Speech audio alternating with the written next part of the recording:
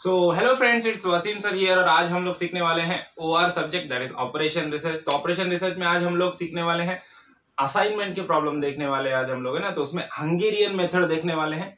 तो आज जो प्रॉब्लम हम लोग देखने वाले हैं वो बेसिकली मिनिमाइजेशन का प्रॉब्लम है।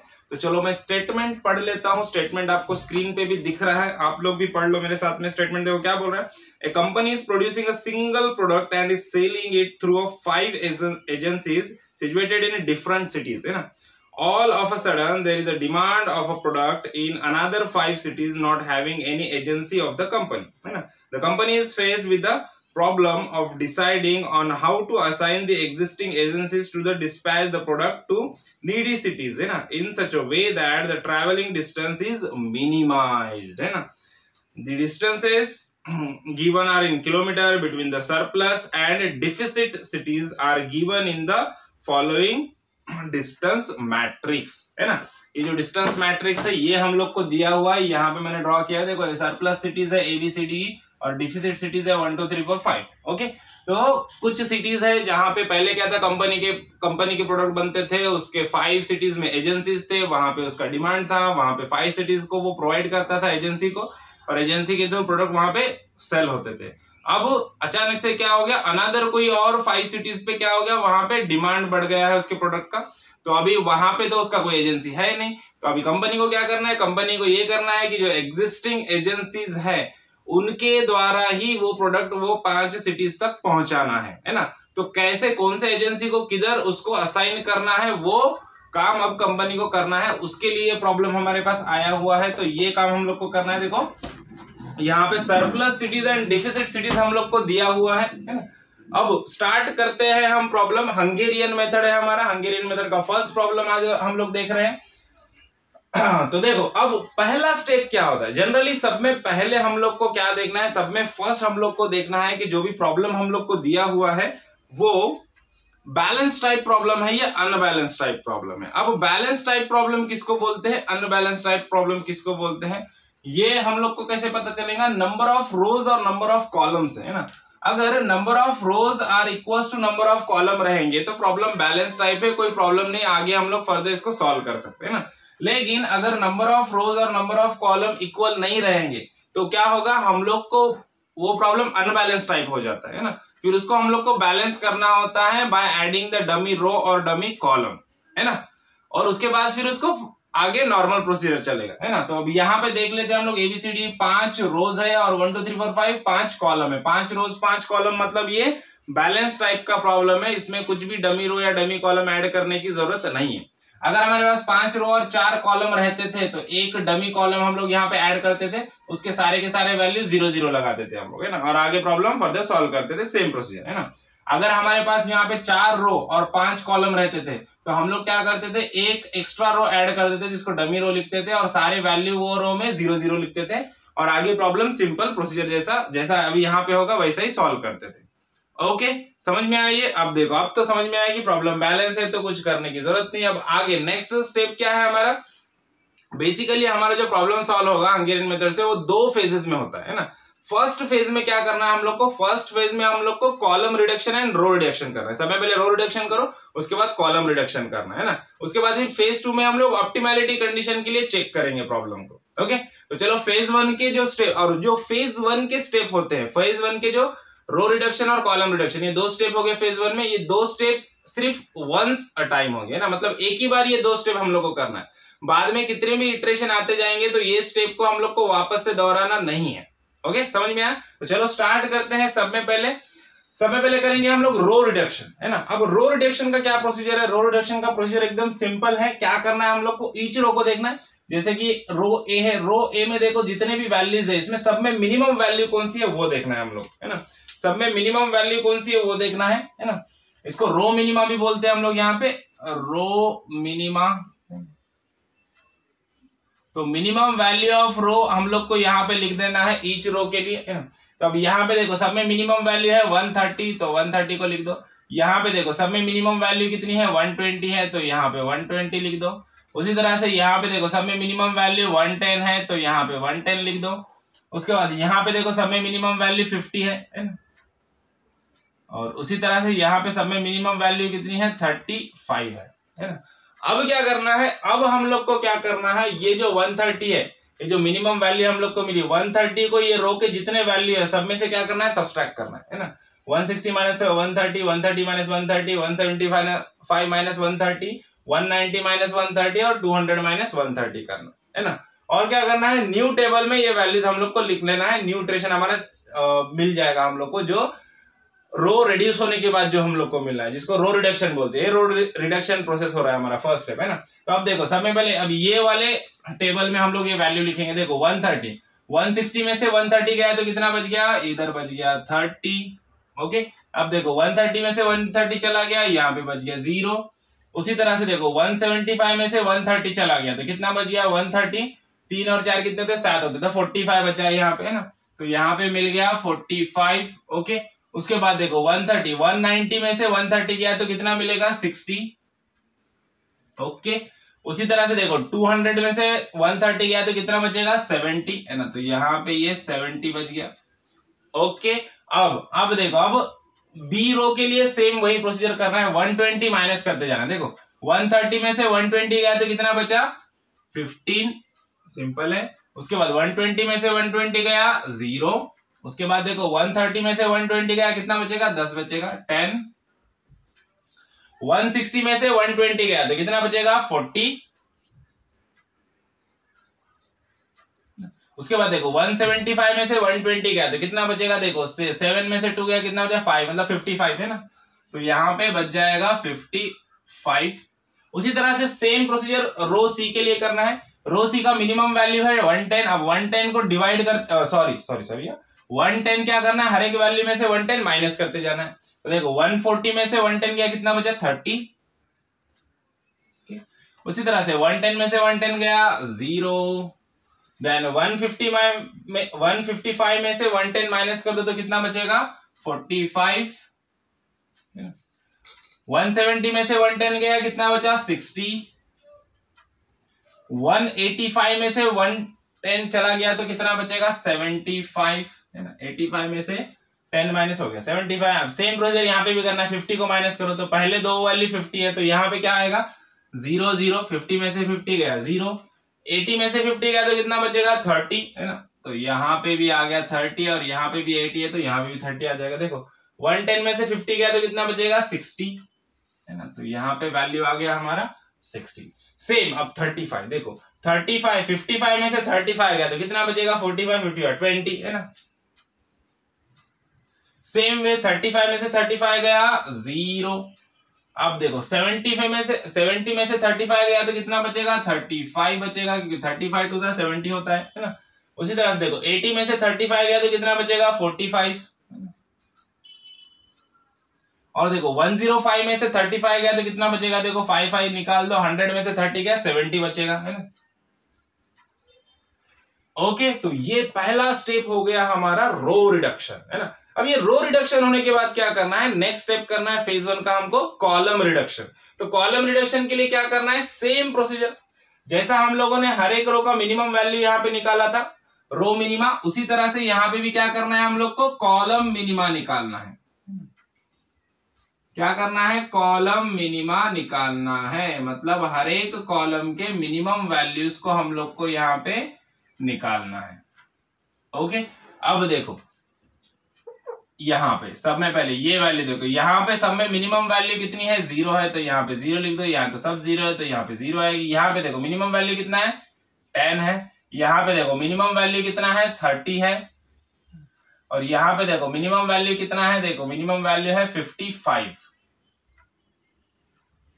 ओके, अब क्या करना है, अब वही सेम प्रोसीजर है ना। अब कॉलम मिनिमा करेंगे, मतलब कॉलम की जो मिनिमम वैल्यू है उससे क्या करेंगे, सारे के सारे वैल्यू जो है उनमें से क्या करेंगे, ये वैल्यू को सब्सट्रैक्ट करेंगे, है ना। लेकिन अनफॉर्चुनेटली यहाँ पे 0 है। देखो किसी भी वैल्यू में से 0 को माइनस करेंगे तो आंसर क्या आएगा, वही आएगा, है ना। क्योंकि 0 की कोई वैल्यू नहीं है ना, तो यहाँ पे वही सारे एंट्रीज आ जाएंगे 30, 15, 30, 0 एंड 20, है ना। सेम वैल्यू आ गई, 0 से सब्सट्रैक्ट किया। यहाँ पे भी देखो ये सारे के सारे 0 है तो 0 0 0 0 और 0। ओके, अब यहाँ पे देखो, यहाँ पे 10 माइनस किया करना है, वैल्यू चेंज हो गई। देखो 45 में से 10 गया कितना बचा 35, 10 में से 10 गया 0, 45 में से 10 गया अगेन 35, उसके बाद देखो 30 में से 10 गया 20, 35 में से 10 गया 25। ओके, अब यहां से 30 माइनस करना, देखो 60 में से 30 गया 30, 40 में से 30 गया तो कितना बचेगा 10, 60 में से 30 गया अगेन 30, अब देखो 30 में से 30 गया 0, 45 में से 30 गया तो कितना बचेगा 15।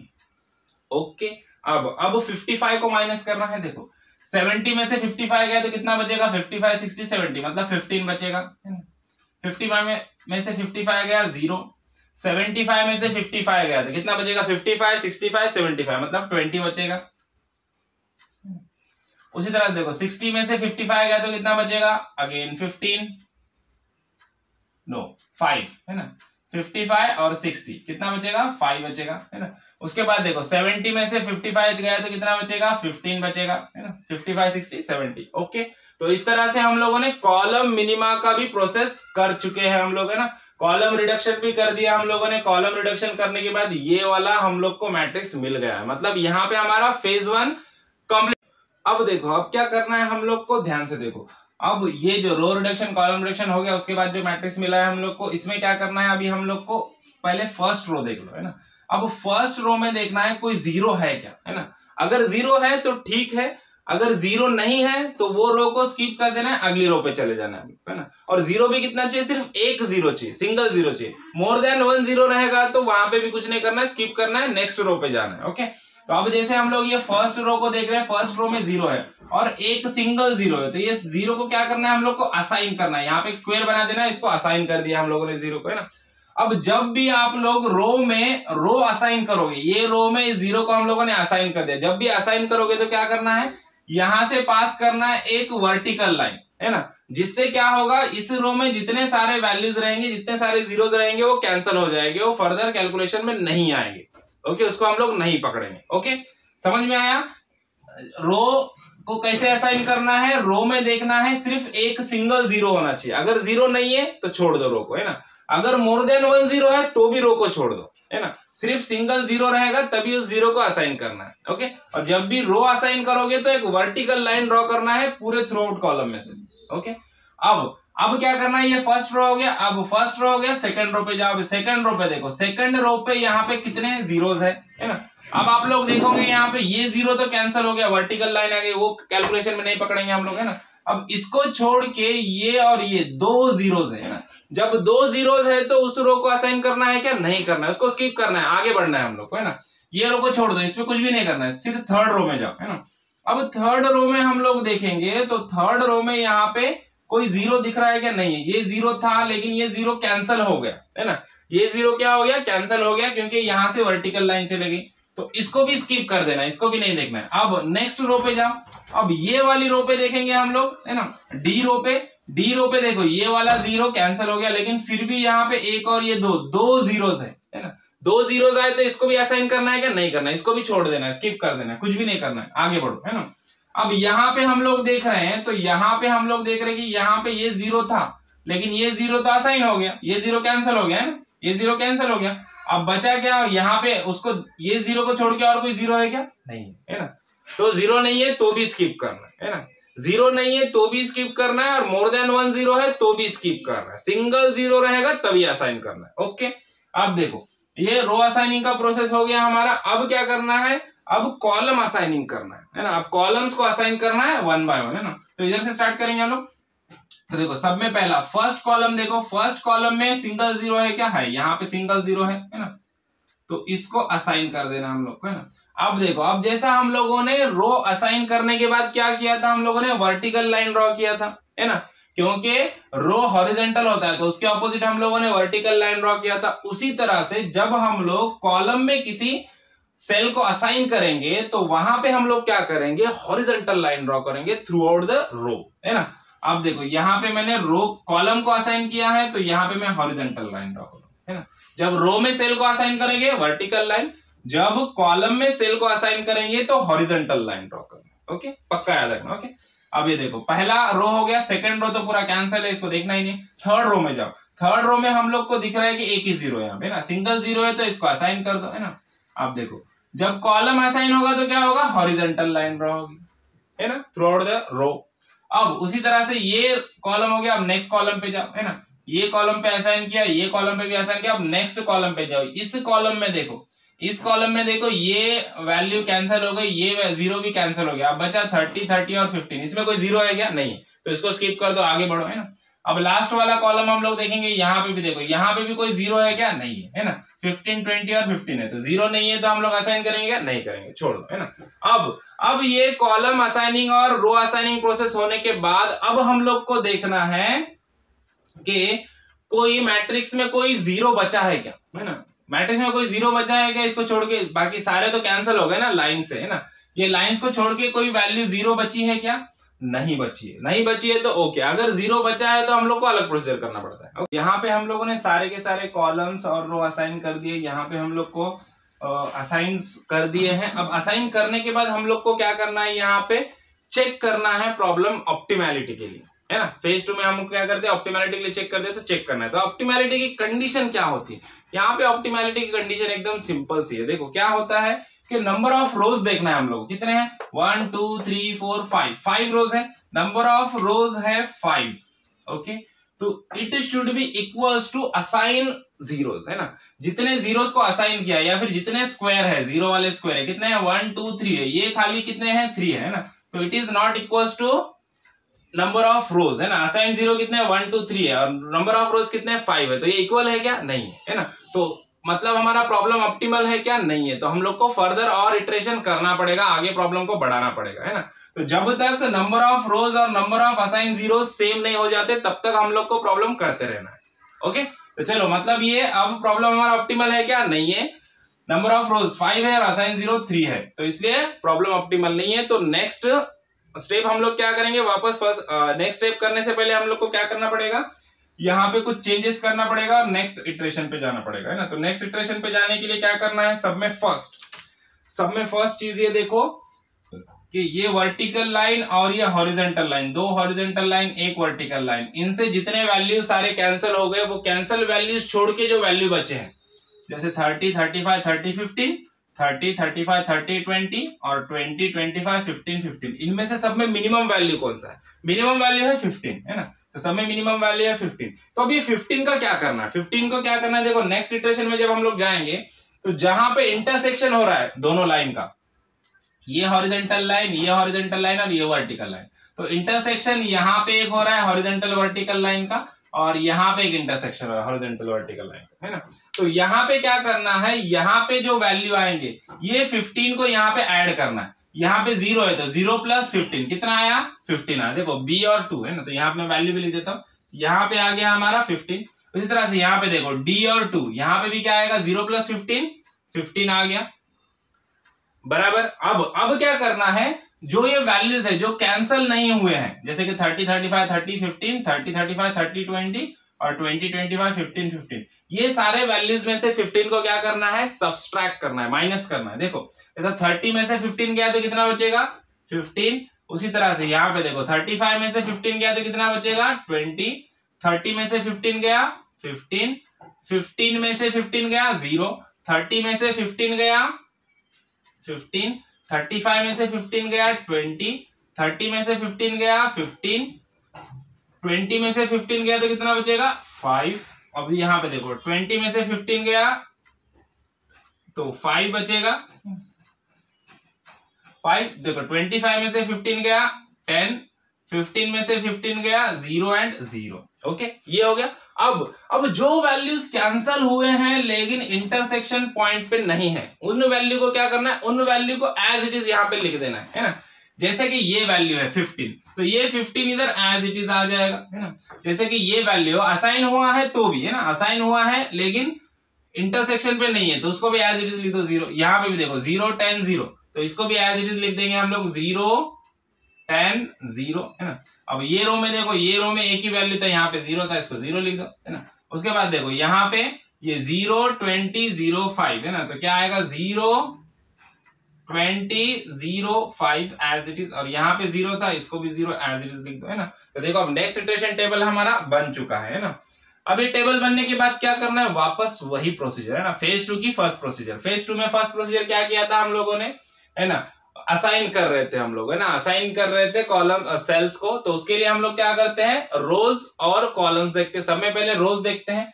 सबसे पहले ऊपर वाला फर्स्ट रो देखो, है ना, क्या देखना है हम लोग को, रो में सिंगल जीरो रहना चाहिए, है ना। अगर सिंगल जीरो रहेगा तो उसको सेलेक्ट करेंगे, नहीं रहेगा, मोर देन 1 जीरो रहेगा तो भी वो रो को स्किप करना है, या फिर जीरो नहीं रहेगा तो भी उसको स्किप करना है।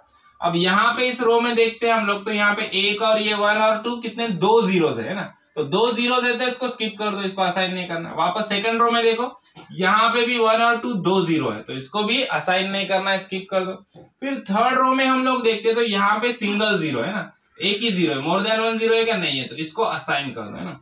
जब भी हम लोग रो असाइन करते हैं तो क्या करते हैं, वर्टिकल लाइन ड्रॉ करते हैं, जिससे ये लाइन में जितने सारे वैल्यू आएंगे वो कैंसिल हो जाएंगे, फर्दर उसको काउंट नहीं किया जाएगा। अब फोर्थ रो में इसको असाइन किया हम लोगों ने। फोर्थ रो में देखो, फोर्थ रो में देखो 1 और 2 2 जीरो है तो स्किप कर दो, छोड़ दो।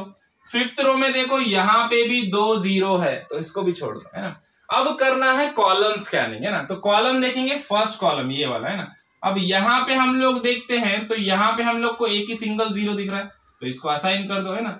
जब कॉलम में हम लोग असाइन करते हैं कोई सेल, है ना, कॉलम स्कैनिंग में जब हम लोग कोई सेल असाइन करते हैं तो यहाँ पे क्या करते हैं हम लोग, हॉरिजॉन्टल लाइन ड्रॉ कर देते हैं, है ना।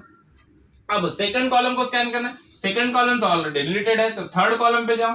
थर्ड कॉलम में जब हम लोग देखते हैं तो थर्ड कॉलम में भी यहाँ पे एक सिंगल जीरो है तो इसको असाइन कर दो, है ना, इसको असाइन कर दिया। जब भी हम लोग कॉलम में कोई सेल को असाइन करते हैं स्कैनिंग के दौरान तो हम लोग क्या करते हैं, वहां से एक हॉरिजॉन्टल लाइन ड्रॉ करते हैं, बराबर। अब क्या करना है, अब नेक्स्ट कॉलम देखो, नेक्स्ट कॉलम में यहाँ पे ये जीरो तो कैंसिल हो गया, बचा सिर्फ एक सिंगल जीरो, तो ये भी असाइन हो जाएगा, इस जीरो को भी असाइन कर दो। असाइन किया मतलब हॉरिजॉन्टल लाइन, कॉलम में कोई सेल असाइन किया मतलब हॉरिजॉन्टल लाइन, है ना। अब लास्ट वाला कॉलम देखेंगे हम लोग, लास्ट वाले कॉलम में ये जीरो कैंसिल हो गया, ये भी कैंसिल, ये जीरो भी कैंसिल, तो बचा सिंगल जीरो यहाँ पे, है ना। तो सिंगल जीरो है तो उसको असाइन कर दो, है ना। तो यहाँ पे भी हम लोगों ने असाइन कर दिया, है ना। जब भी असाइन करेंगे तो हॉरिजॉन्टल लाइन ड्रॉ करेंगे। ओके, समझ में आया। अब वापस से हम लोग को चेक करना है ऑप्टिमैलिटी के लिए। क्या है ऑप्टिमैलिटी कंडीशन, सिंपल, कितने रो है, 1 2 3 4 5 रोज आर देयर, है ना। Number of rows should be equal to the assign cells, है ना। असाइन सेल्स कितने हैं, मतलब स्क्वायर गिनना है, 1 2 3 4 5, है ना, मतलब ये इक्वल हो गए, मतलब हमारा प्रॉब्लम क्या हो गया, ऑप्टिमल प्रॉब्लम, ऑप्टिमल कंडीशन को हम लोग रीच कर। अब देखो, जब हम लोग ऑप्टिमैलिटी को रीच कर चुके हैं तो हम लोग को क्या करना है, सिंपल एक ऐसा टेबल बनाना है।